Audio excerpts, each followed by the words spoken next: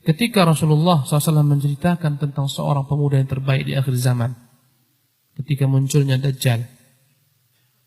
Dajjal muncul, Nabi mengingatkan kepada kita, Dajjal akan keluar. Dajjal keluar selama 40 hari. Ketika pertama kali Dajjal keluar, maka hari yang pertama dia keluar, zaman menjadi panjang. 1 hari sama dengan setahun. Allahu Akbar. Allah Subhanahu wa taala yang berkuasa setiap hari membuat matahari dengan setia terbit di timur, tenggelam di barat. Waktu yang tertentu, pagi dan siang. Allah akan buat begitu lamanya peredaran matahari. 1 hari sama dengan setahun. Subhanallah. Sebagian tempat antum lihat di kutub saja. Ini contoh dekat. Ini bukan hal yang mustahil. Karena sebagian orang mengingkari hadis ini dengan akalnya. Bagaimana 1 hari sama dengan setahun? Sehingga para sahabat bertanya, ya Rasulullah, bagaimana kami sholat? Kata Rasulullah SAW, ya, kan berupaya untuk mengukur, menakar saja.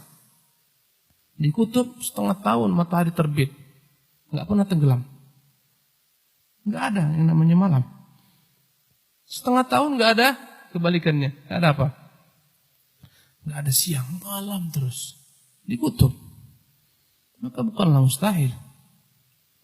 Ya, sebagaimana Yusha bin Nun ketika berperang melawan musuh-musuh mereka. Ya, waktu ketika itu telah menjelang maghrib, asar mereka berperang. Dan mereka harus sudahi peperangan ketika tenggelam matahari. Mereka telah berada di ujung kemenangan. Maka berkatalah Yusha bin Nun, wahai matahari, innaki ma'muratun wa ana ma'mur. Engkau diperintah Allah berjalan, beredar, berputar. Aku pun diperintah Allah. Ya Allah, tahanlah untuk matahari ini. Enggak pernah matahari di bumi ini tertahan kecuali pada masa itu. Enggak bergerak matahari. Sampai mereka menang, baru matahari tenggelam. Allah kuasa. Ketika Dajjal keluar hari pertama 1 tahun. Hari kedua dia keluar sama dengan 1 bulan. Masanya. Hari ketiga dia keluar sama dengan seminggu, kata Abu Hurairah. Hari keempat barulah harinya menjadi sama hari-hari seperti hari kalian ini. Yang 24 jam. Allahu Akbar. Ketika Dajjal keluar, dia mendatangi semua negeri. Dan Dajjal membawa berbagai macam ragam tipuan-tipuan fitnah-fitnah. Yang saya ingin ambil kesimpulannya, dia datang satu kaum mengaku sebagai Tuhan. Karena Dajjal ini ketika dia pertama kali muncul, dia nggak langsung mengaku sebagai Tuhan. Pertama dia berpura-pura menyuruh orang kepada agama. Ini pertama loh, Dajjal. Seolah-olah dia adalah orang yang saleh, yang baik. Lambat laun ketika orang meyakini dia, pindah pada jenjang berikutnya mengaku sebagai nabi. Ketika orang meyakini dia, naik pangkat menjadi apa? Tuhan. Dia memiliki segalanya. Karena itulah kita diperintahkan untuk berlindung daripada fitnah Dajjal. Kenapa? Semuanya dia miliki dengan izin Allah Subhanahu wa taala. Tinggal dia katakan ke langit, turunkan hujan, turun. Dia iming-imingi suatu umat dengan harta benda. Yang beriman dengan saya kaya, kaya raya. Begitu fitnahnya, begitu dahsyatnya fitnah Dajjal ini. Sehingga Nabi mengatakan setiap laki-laki harus mengikat wanita-wanitanya. Allahu Akbar. Kenapa? Ingin berlomba mengejar Dajjal. Sampai setiap laki-laki begitu khawatirnya putri-putrinya, istri-istri terfitnah. Saudari-saudari mereka ikat di rumah, mereka kurung.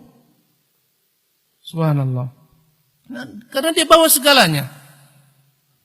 Antum tahu Mbak, andai kita manusia diiming-imingi dengan apa dunia harta, semua orang ikut berlari mengejar Dajjal.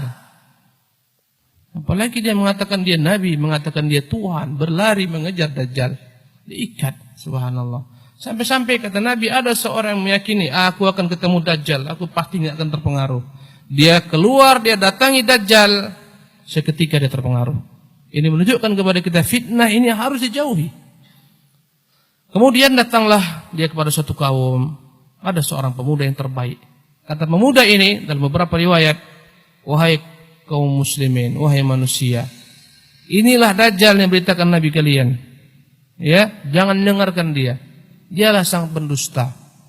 Maka dikumpulkan Dajjal manusia. Wahai manusia, andai kata pemuda ini ku sembelih, atau andai kata pemuda ini ku bunuh, kemudian kuhidupkan kalian kembali. Kuhidupkan pemuda ini kembali maksudnya. Apakah kalian beriman saya sebagai Tuhan kalian? Kata mereka, kami pasti beriman. Pemuda ini digergaji Dajjal dari atas ke bawah, terbelah 2. Maka beberapa riwayat dikatakan dipisahkan kiri dan kanan. Dia berjalan di tengah-tengah pemuda ini, menunjukkan terbelah dua. Kemudian Allah hidupkan kembali dengan perantara Dajjal, hidup kembali. Kata Dajjal, berimankah kalian saya sebagai Tuhan kalian? Maka berkata seluruh orang-orang yang tertipu ini, kami yakin kalian, engkau adalah Tuhan kami. Karena bodohnya mereka. Kalaulah mereka tahu Tuhan Allah, nggak akan mungkin bisa dilihat di mana? Di bumi ini mustahil kita dapat melihatnya. Jangankan kita, Musa nggak mampu melihat Allah Subhanahu Wa Taala. Kata Allah, lan tarani, engkau tidak akan mampu melihatku.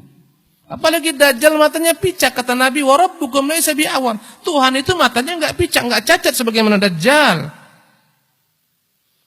Maka berimanlah mereka. Berkata pemuda ini, wallahi, ini Dajjal. Kata Dajjal, wahai pemuda, apakah engkau sekarang beriman akulah Tuhanmu yang telah menghidupkanmu? Dia katakan, demi Allah, semakin saya yakin engkaulah Dajjal yang telah janjikan Rasulullah SAW. Dan demi Allah, engkau tidak akan mampu sekarang menguasai saya. Mau dia bunuh yang kedua kalinya, nggak mampu. Allah lindungi pemuda tersebut. Pertanyaannya, dari manakah pemuda ini tahu dia Dajjal? Dari mana? Ilmu, sunnah. Ini yang menyelamatkan ketika fitnah datang.